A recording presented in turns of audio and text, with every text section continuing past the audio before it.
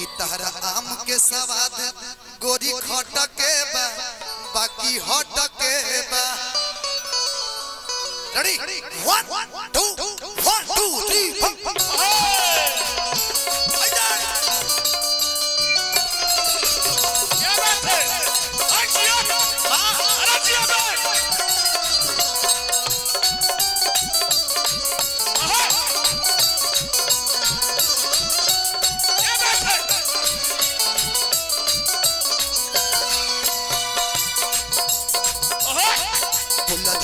हो गई सुट साड़ी हो गई अभी बाड़ू तू कुआरी बेकरारी हो गई कवन पे मारी हो गई कलाकारी है या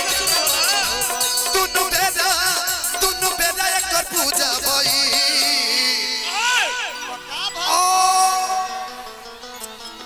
रुका रुका भी पैसा पैसा कि तुनु बेरा एक पूजा भई टमाटर खरबूजा भई। ए लाल बाबू भैया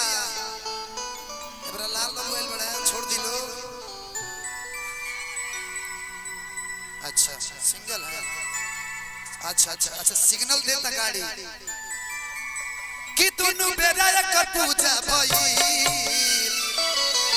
दोनों बेरा पूजा भइल माने सुबह शाम पूजा भइल किनी बुखर पूजा भई लेकिन कि बाल तोहार करे झप्पा झप्पा झप्पा झप्पा झप्पा झप्पा कम तोहार करे लपा लपा लपा लपा लपा होली में तारा तारा ना बा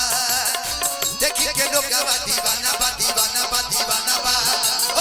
बाल तोहार करे झप्पा झप्पा झप्पा झप्पा झप्पा झप्पा कम तोहार करे लपा लपा लपा लपा लपा लपा होली में तारा तारा ना बा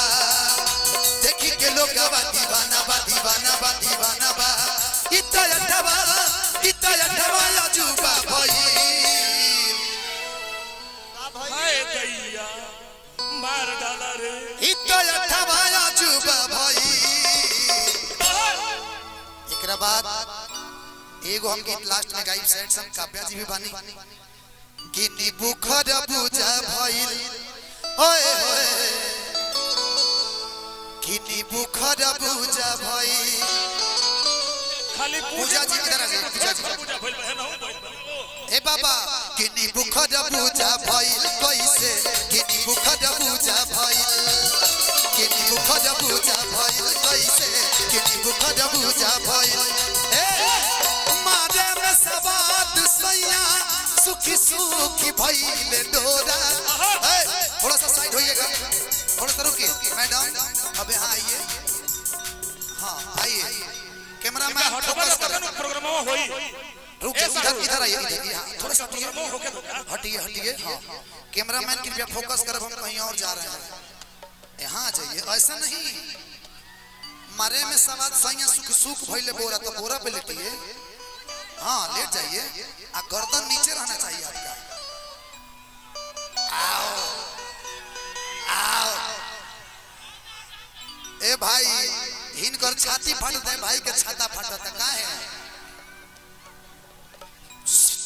भैया भैया धनंजय भैया बड़ी मजा आई तनिका तू हेने अब हे जा हे हट तनिका हट काका वाला मुआ भैया हेने अब तनी हेने अब तनिका दोनों छपरहिया जवान देख दो तो झारखंड में आज हेने अब अगर धनंजय शर्मा काकू बलमुआ भाई के देखो जोरदार ताली तनिको जोरदार ताली बजाओ। धनंजय शर्मा स्टेज के ब्रिगेडियर है तो काका बलमुआ कमांडो है और उस कमांडो को एक बार मैं भिड़ाना चाहता हूँ। काकू भाई एक लाइन बोलिए ना कि मारे में सवाद सैया सुखी सुखी भइल बोरा